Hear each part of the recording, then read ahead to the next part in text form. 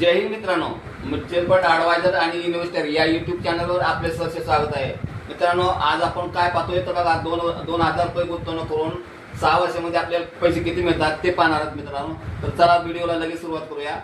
हा माझा mobile number बघा 7304680107. म्युच्युअल फंडमध्ये आपण SIP करतोय बघा महिन्याची सिस्टमॅटिक इन्व्हेस्टमेंट प्लॅन.